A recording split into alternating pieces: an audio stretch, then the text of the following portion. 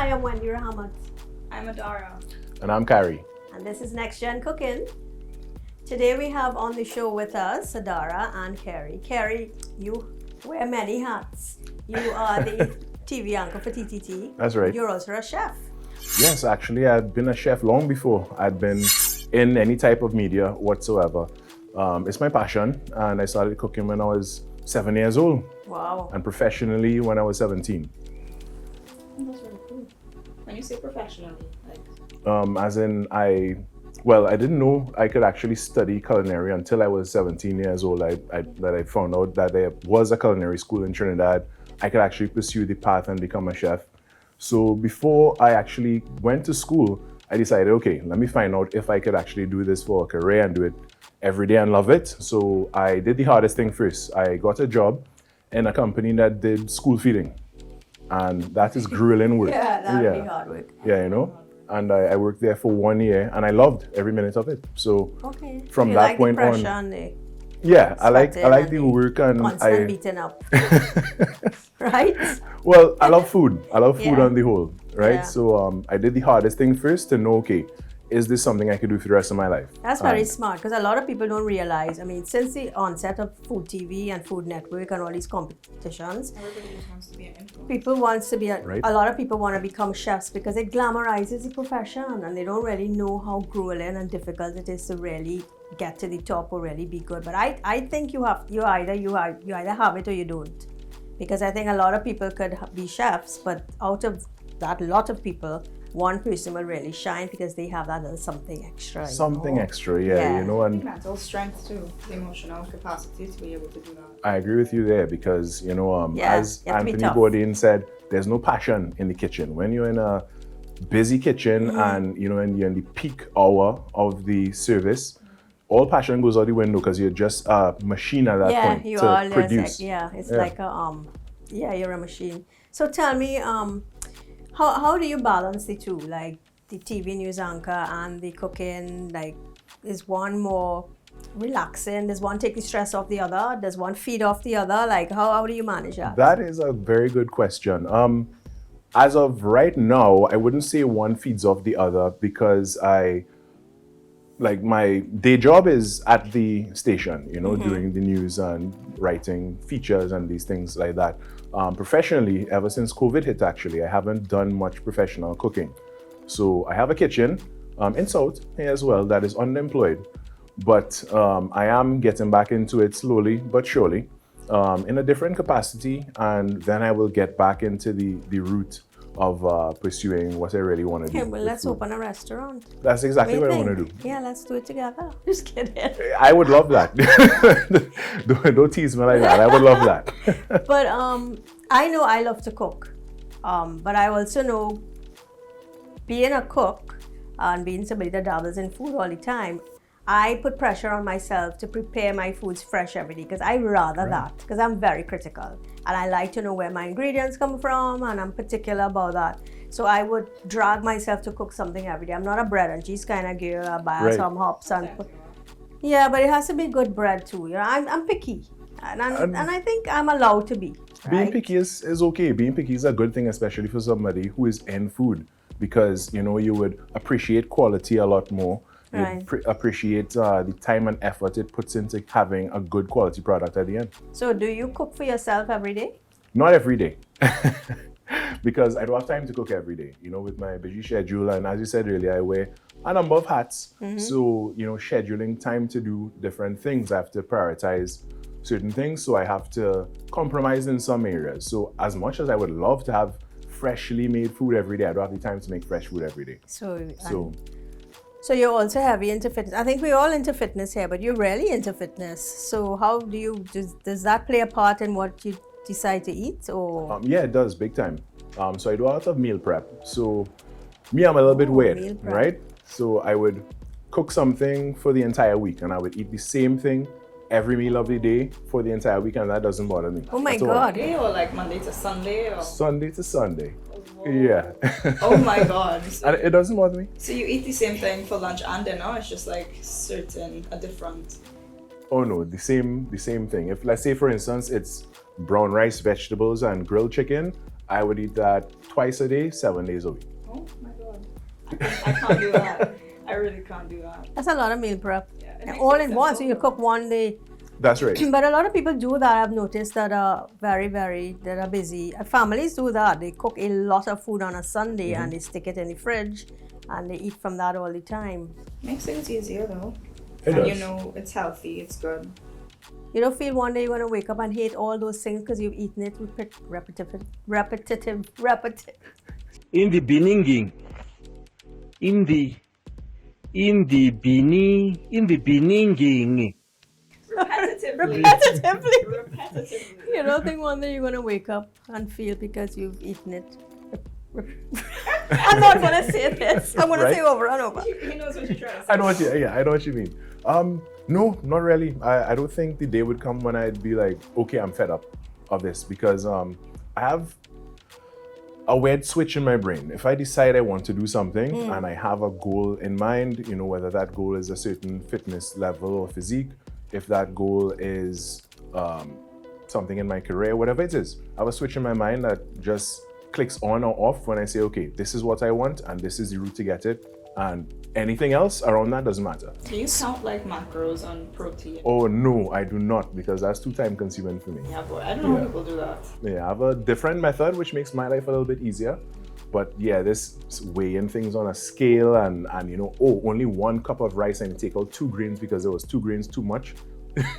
No, I'm not doing That's that. obsessive. Yeah, it is. So what are your point of views on vegan and keto? And I really don't bother with those things. I just go balance and try to eat clean and healthy. But you guys always on some sort of different vibe.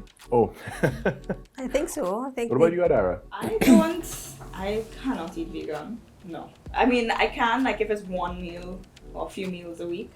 But to go completely vegan or completely vegetarian, I can't. I think everything is balanced too. I also try to limit my meat intake just because of, I always try to look at my carbon footprint and try to always minimize that. So I eat fish. I'll eat fish a few times a week. I'll eat veggies a few times a week. Meat maybe twice a month, kind of thing. You don't eat meat twice a month. You Well, eat like meat red- like once a week. Talk about red meat. Oh, I don't red eat meat, yeah. that often, like That's true. beef and lamb and stuff like that. I mean, I Right. might eat chicken every so often, but yeah. Like for me, when it comes to the vegan diet, that is something I could do once in a while. It's not something that I Yeah. choose to do for the rest of my life. I understand where like many people who have gone vegan, they've gone vegan because of them wanting to live a lifestyle that is cruelty free.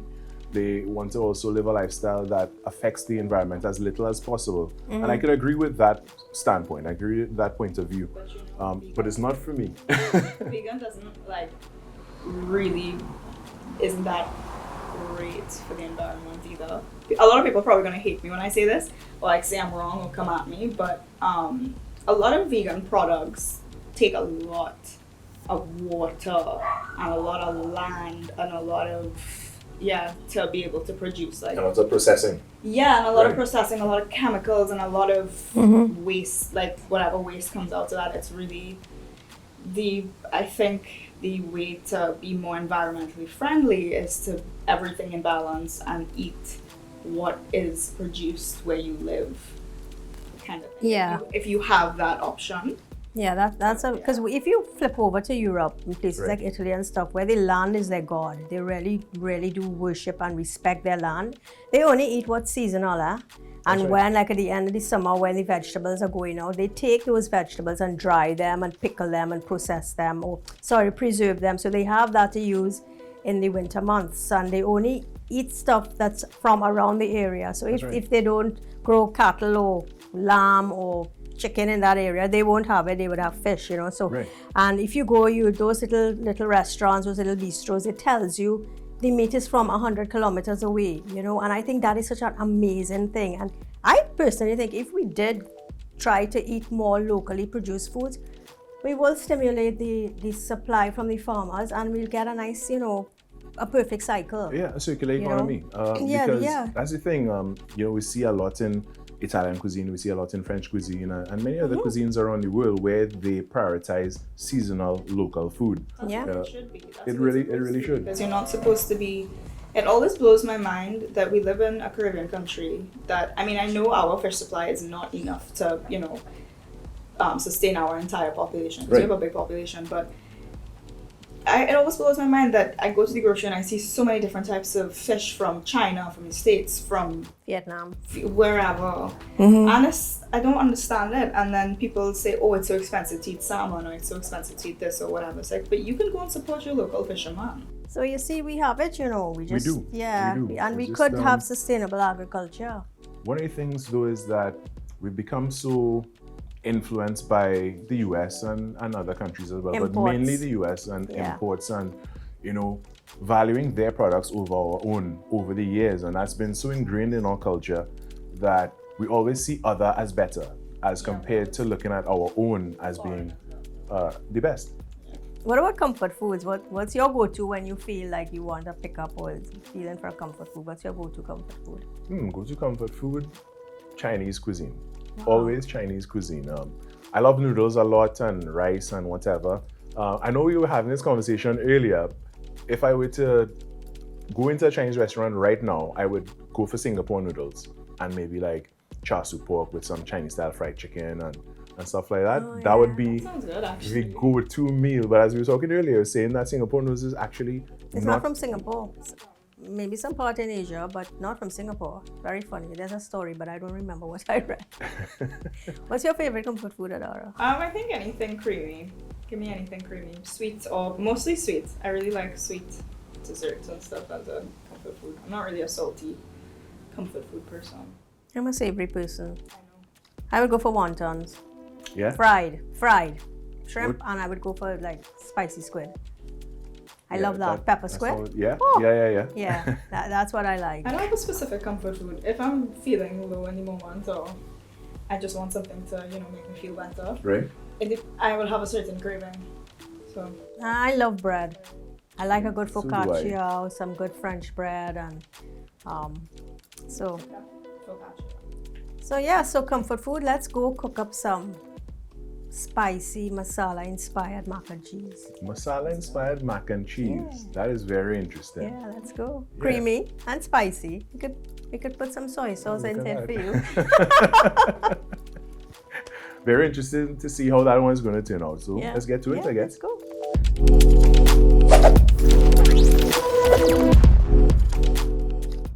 Wow, your favorite Sunshine granola is now in a convenient resealable pouch. Sunshine cereals got the granola you know and love in a bright new bag. Crunchy clusters of whole grain oats and sunflower seeds in 4 delicious varieties. Crisp rice, juicy raisins and cranberries, cornflakes and peanut, and wheat flakes and cinnamon. Enjoy some now, reseal, then come back later for more crunchy goodness. Sunshine cereals, your favorite granola. We're on to our masala flavored mac and cheese. Of course, comfort food. So let's start to make that cream sauce, because good mac and cheese starts with a cream sauce. Now this is different to macaroni pie. Right. Right? I mean, macaroni pie came from mac and cheese. So mac and cheese starts with a white sauce. Do you make your macaroni and cheese or your macaroni pie with a white sauce? I make macaroni and cheese with the white sauce. I make macaroni pie with the milk and the eggs. Right, exactly. So aromatic. mac and cheese is the white sauce. So let's start with the white sauce. All right, sounds good. Back to culinary school for me. Oh, a violent flame there.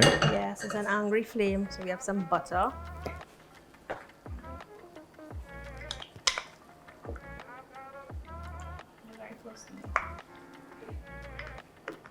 Not by choice. Supposed to start off any white sauce with a white roux. I actually make this with my kids in their kids' cooking camp. Yeah. Really? Yeah, they loved it. So I want to cheat a little bit here, Wendy, because I really love the infusion of flavor and everything like that. I want to hit the garlic here at this point before adding the of course. flour. Then you add how much garlic you want. I just put a whole bunch in here. Is there such a thing, right? No, but I'm a garlic person. So am I. Yes, I will, actually. So you said bloom. So blooming is a term. culinary term, right? Where we, How much do you want in here? yeah, that should be Saute nice. the Spices and the aromatics. Enhance the flavor, right? Yep, it kind of toasts the spices So a little let's bit, talk so about we get garam masala. This is a it very infused. exotic spice that hails from India. So it's a heavy flavoring spice. A lot of the times in Indian cuisine, they use this at the end of the meal, at the end of the on the dish at the end. So it's got an infusion of different spices. So this is really going to make this mac and cheese taste quite delicious. I wish we could share the smell of this I through know. the camera right now. The garlic and the garam masala. Oh my god.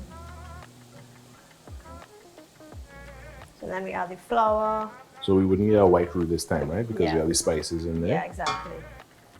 All right. At this point, we'll I think we're ready for add that. the milk, yeah, little by little. Only one.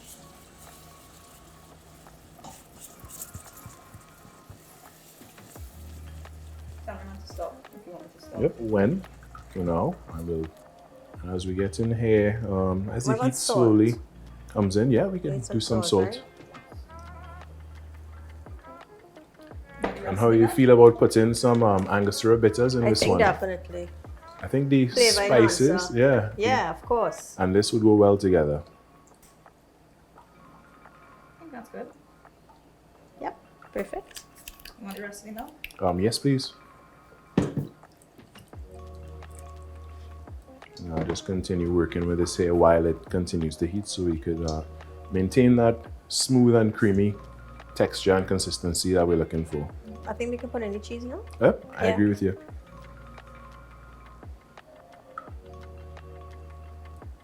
And once we have that in there, we could dump in the macaroni, right? Sounds good. Then into the baking dish and Into the we'll oven. No, we have dress. to do the topping. Do the topping. Remember doing a nice crunchy topping, lots of garlic, and we're using some of this oat bran flakes. You know, sometimes we buy cereal and we have it, and if we want to make something like say a topping, we're going to go and look for white breadcrumbs or something like that, where you could use what you have, you know? Yep, Yeah. this is good. And then we want to add the macaroni now. All right.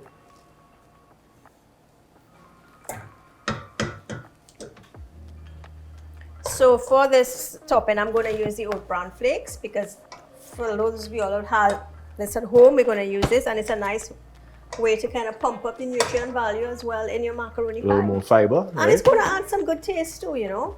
Going to add a nice flavor. So yeah, there we go. Thank you. Great.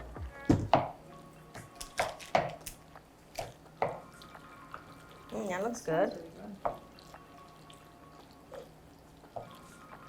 So just off our conversation earlier, Perfect. That looks good. Adara would be very happy because we're doing something that's creamy, that's your Right, comfort yeah. food. I love that. All right, ready to transfer. I could eat that just like that Yep, you can actually. right now. I would never have thought to put garam masala in mac and cheese, Yeah, but you know what I... Yeah, I think it's going to have totally a nice, works. Yeah. flavor. There we go. That looks incredible. Nice and even. So let's do our sauce now. So we want to put some flakes into here. It always makes me feel like why is this always a losing battle? It's the same for me at the grocery store, you know, like Oh, yeah. Oh, If is it how they- they do it? I don't There's know. an art to it, you know? it is, there is an art, and I do not have the art whatsoever. I go around to the freezer section and stick my hand on whatever's there. So Right. it gets A little bit moisture. wet. How much do we need? Put about a cup.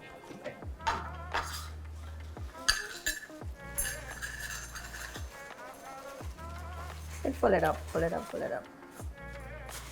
I like these oat bran Generous. flakes, you know. I like them. They taste good. They taste healthy. And they're Yeah. not too And they're sweet. local.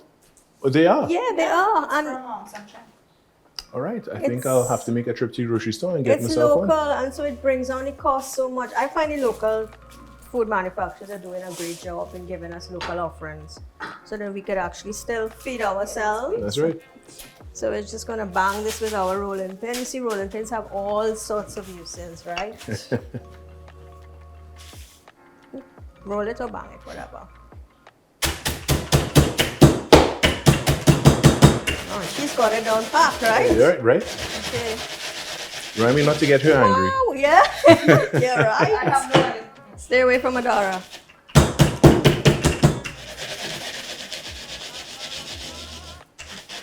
Cooking is a great way to relieve your stress, huh? It looks very therapeutic. It does. Yeah. I mean, there's certain places in Europe where they tell you to fling the dough onto the counter. Right. And you just keep slapping it, and that's developing in gluten, but it's It also does. relieving stress. I mean, you could do that or go to a therapist, but you know, Nah, who's judging?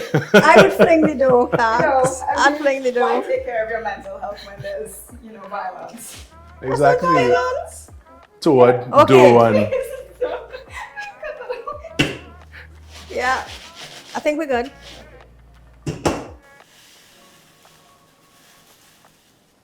Great.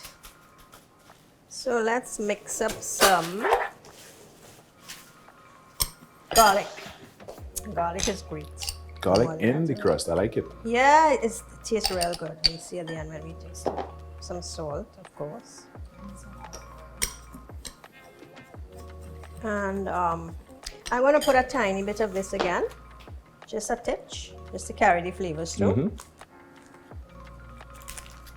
And I'm going to bring this together as the Italians do with some olive oil. Can't And go wrong. butter, right? So just want to make it so that it clumps together.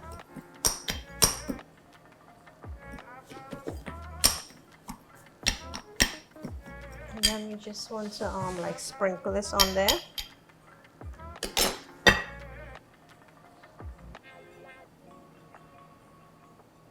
We've got some cheese again. I love the way you sprinkle things. And then we shove that into the oven just until it gets nice and brown on top, because everything is cooked through, and that's like real super comfort exotic food. Yeah, I like it. Put it in the oven. So It smells really good. mac and It cheese looks really is good out too. of the oven. Let's taste. Well, this is our favorite part. Of course. This is what I've been waiting for. This is the only reason I'm part of the show. I'm kidding. It's not. You're not kidding. I'm not kidding. Thought so. There you go. Oh, thank you. See again? Oh, people? yes. Let's see. Looking forward to this. Wow. You'd never think garam masala and cheese and cream and stuff would work so well together. And then there's the crunch from the oat bran crust that you made. I And love the that. garlic. And Wow. it doesn't- And it's not soggy or anything. It's nice and crunchy, which I really love. Yeah, this is really delicious. Yeah, it really is. And thank you so much for having me here. Well, thank you today, for coming. Wendy. This has been a lot of fun. You must come back. Gladly come back. Thank you, Adara. See you guys next time. I've got a